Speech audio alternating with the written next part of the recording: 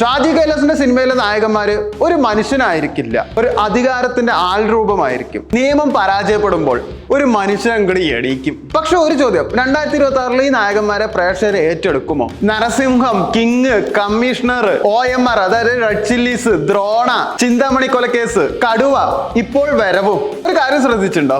ഷാജി കൈലാസിന്റെ നായകന്മാരെല്ലാവരും നല്ല പഠിപ്പും പവറും പണവും നല്ല മെയിൽ ഈഗോയും എന്തിനെ എതിർക്കാൻ കഴിവുള്ള നായകന്മാരായിരിക്കും. ഒന്നല്ലെങ്കിൽ സംസാരിക്കില്ല, അല്ലെങ്കിൽ നന്നായിട്ട് തന്നെ ഡയലോഗ് പറയും. ആ നായകൻ റൂമിലേക്ക് കയറുമ്പോൾ എല്ലാവരും നിശബ്ദമാവും. അതാണ് സിനിമാറ്റിക് മസ്കുലിനിറ്റി.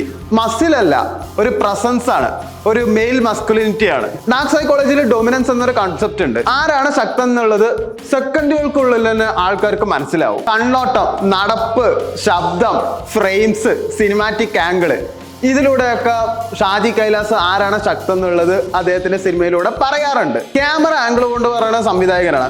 എന്തിനു വേണം? ചിന്താമണി കൊലക്കേസിൽ അദ്ദേഹം ഡയറക്റ്റഡ് ബൈ ഷാജി കൈലാസ് എന്ന് എഴുതിയിട്ടില്ല, ഷോർട്സ് ബൈ ഷാജി കൈലാസ് എന്നാണ് എഴുതിയിരിക്കുന്നത്. ഇവിടെയാണ് വരവ് വ്യത്യാസമാവുന്നത്. ഇവിടെ മോഹൻലാൽ ഇല്ല, സുരേഷ് ഗോപി ഇല്ല, മമ്മൂക്ക ഇല്ല, ജോജു ആണ് വരുന്നത്. ജോജുവിന്റെ കരിയർ നോക്കൂ. പൊറിഞ്ചു മറിഞ്ചോസ്, ആന്റണി, ജോസഫ്, ഇതെല്ലാം ഒരു മെയിൽ മസ്കുലിനിറ്റിന്റെ അടയാളം തന്നെയാണ്. ശക്തനായ മനുഷ്യനാണ്. പൊറിഞ്ചുവിനെ എടുത്തു നോക്കൂ, ശക്തനായ മനുഷ്യനാണ്. വേദനയിൽ നിന്നാണ് ആ ശക്തി ഉണ്ടാവുന്നത്. ആന്റണി ആണെങ്കിലോ ഒറ്റപ്പെടൽ നിന്നിട്ട് പണം കൊണ്ടാണ് അദ്ദേഹം ശക്തി ആർജിക്കുന്നത്. ഷാജി കൈലാസിന്റെ നായകന്മാര് അടി ഉണ്ടാക്കുന്നത് മാസ് കാണിക്കാനല്ല, കൂടെയുള്ളവരെ രക്ഷിക്കാൻ വേണ്ടിയിട്ടാണ്. അതുപോലെ തന്നെ വരവില് ജോജുവിന്റെ മസ്കുലിനിറ്റിയും വരുന്നത് കോപത്തിൽ നിന്നല്ല, മുറിവിൽ നിന്നാണ്. AK സാജന്റെ തിരക്കഥയിൽ ഒരു പാറ്റേൺ എപ്പോഴും കാണാം. Investigation, crime, power, corruption, revenge. സത്യം ആദ്യ സീനിൽ കിട്ടില്ല, ഓരോ ലെയർ കഴിയുമ്പോൾ അതിങ്ങനെ തുറന്നുകൊണ്ടേയിരിക്കും.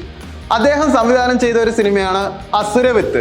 അത് തിരക്കഥാപരമായിട്ട് നല്ല മോശമാണെങ്കിലും നല്ല മേക്കിംഗ് സ്റ്റൈലായിരുന്നു.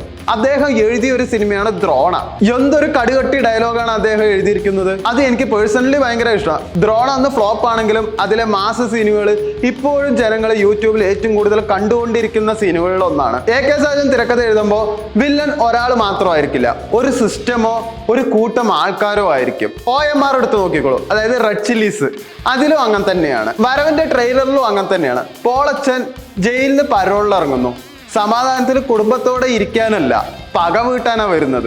അപ്പൊ വരവെന്ന ഈ സിനിമയിൽ നമുക്ക് കാണാൻ പറ്റും മറഞ്ഞിരിക്കുന്ന സത്യം എന്തോ കണ്ടുപിടിക്കാൻ വേണ്ടിയിട്ടാണ് വരുന്നത് എന്ന്. ഷാജി കൈലാസ് ക്യാമറയെ ആയുധമാക്കും, AK സാജൻ മിസ്റ്ററി ആയുധമാക്കും, ജോജു ജോർജ് വേദന ആയുധമാക്കും. ഇവർ 3 പേരും ഒന്നിച്ചാലോ വരവ് ഒരു ആക്ഷൻ സിനിമ മാത്രമായിരിക്കുമോ, അതോ മലയാള സിനിമയിലെ മാസ് മസ്കുലിനിറ്റിയെ വീണ്ടും നിർവചിക്കുന്ന ഒരു സിനിമയാവുമോ?